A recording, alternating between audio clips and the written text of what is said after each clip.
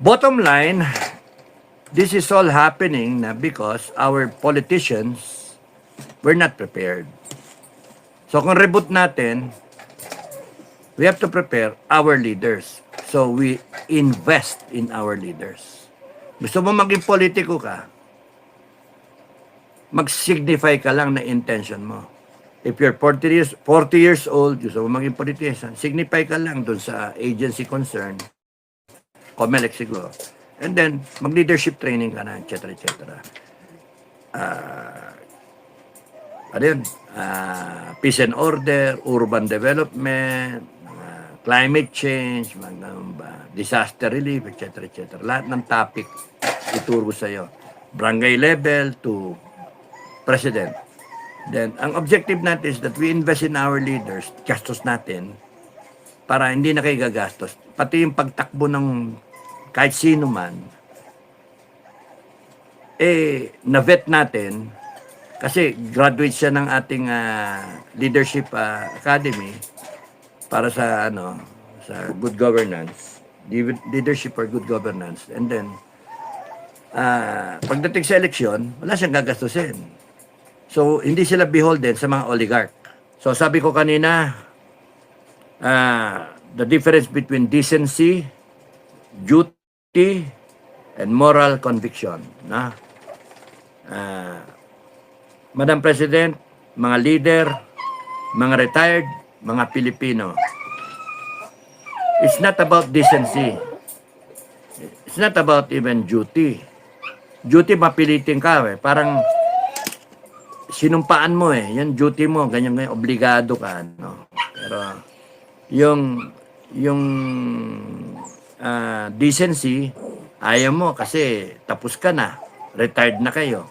Si Madam President, siya yung Vice President, siya yung makikinabang, kaya ayaw niya. Pero pagka nagpalitan naman, gusto na rin. Kasi yun ang gusto ng taong bayan. Huwag nyo nang isipin yung decency. Huwag nyo nang isipin yung duty. Kasi napipilitan ka lang doon. Ang isipin nyo, kayong lahat, moral conviction. The morality of it all. Anong tama? Ano ang para sa bansa natin, para sa mga pamilya natin? Ano yung sang-ayon ng langit? It's a moral obligation to fight for this country. Kasi ang aking standard ngayon, ninakawan tayo ng 1.5, 1.8 trillion. Maputang yun ang mga yan. Lintik, kung ginastusan lang natin yung sa health natin, nakinabang lahat. Masaya pa tayo lahat. Imagine ilang Pilipino yung umiiyak, hindi mabayaran yung pamilya, yung nila. Hindi masagip kasi walang gamot, walang. Hospital nga, walang gamot ngayon Veterans, walang gamot Mario Joseph. Ano nangyari? Tapos sila paldo-paldo. Tapos tinatago yung investigasyon. Tapos walang makulong. Tangin ng mga yan, di ba? Bitayin natin lahat. Habulin natin lahat. Pananagutin natin lahat. Hindi salita lang. Pag-ikot ng kulong, habulin natin lahat. Halugugin natin sila. Kahit mag-abroad yan, tumakas, hahabulin natin yung mga yan. Mga antatapang Antatapang nila. Magkaso-kaso pa sila, putangin ng yan. Personalin natin sila, mga kababayan. Kasi ninakawan tayo big time.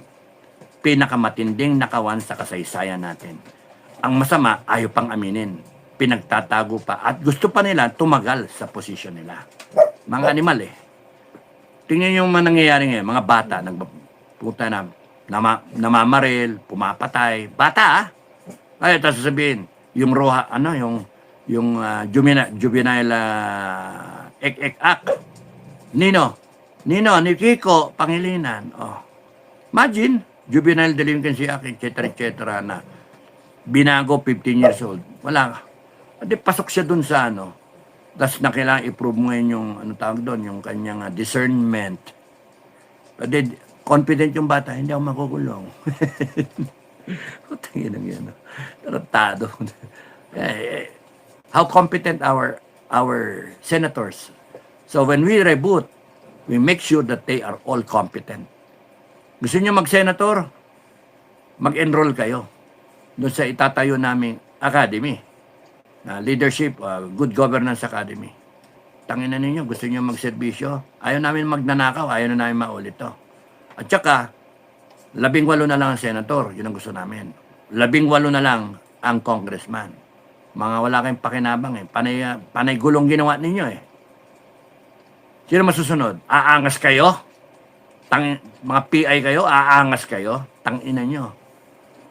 When the sovereign Filipino people stand up and enforce our sovereign will, yari kayo sa amin. Ganyan kami kagalit. All it takes is one person to stand up and everyone else will stand up. Matakot kayo when the Filipino people finally stand up. Animal kayo. Gago kayo. Nilagay nyo kami sa langanin eh. Ako nagagalit ako kasi yung mga anak ko, no? Mga panay-panganay eh. Panay-panganay. Yung mga anak ko, nalagay sa peligro eh. Ano magiging kinabukasan ng mga bata? Binaon nyo sa utang. Magkano? 150,000 ang utang na nila. Hindi pa nga nagtatrabaho eh. Wala pa pamilya. Ang magiging anak nila, baon na rin sa utang. Dadagdagan nyo pa, mga animal kayo. Bebenta kayo ng ginto, punta na, di namin alam kung ano nangyari. Bebenta kayo ng mga assets, di namin alam kung saan napunta yung pera. Tapos ngayon, pinagtatakpan ninyo. May nagsitestigo, Marines, babanatan ninyo ng putang na yan, di mga sundalo yan, mga tarantado yan, etc. etc. Ikakahiya pa ninyo. Parang nakalimutan nyo yung serbisyo nila. Magkago kayo. Yung mga yan na palaban yan eh. Kayo hindi eh. Ha? Wala kayong mga animal kayo. Kakalimutan nyo yung kahit 1 taon lang nagserbisyo yan. Nagserbisyo. Napasabak. Kayo. Mga animal kayo. Kaya nga, is that how you treat your heroes? Kaya nga kakalungkot Pero may pag-asa. You stand up, you defend your families. You stand up for what is right. Decency, duty, sabi nga nila, di ba? When tyranny becomes law, rebellion becomes duty. Wala na, huwag nyo na isipin yun. Demanda pa kayo ni Matibag eh. Demanda kayo ng kung sino mga yan. Hindi. Sila, demanda natin lahat. Bakit? It is our moral obligation to save this country because it is our country. We are Filipinos. And we have a right na magkaroon ng good governance. We have a right to demand yung magandang kinabukasan. It is our right to ensure yung mga pamilya natin, saling lahi, ay secured yung kinabukasan. Hindi nila ginagawa. Ginagago pa tayo, ninanakawan tayo. Therefore, we stand up. We will stand up.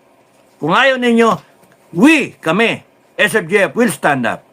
Yung mga ibang grupo will stand up to save this country because it is not about decency, not about duty.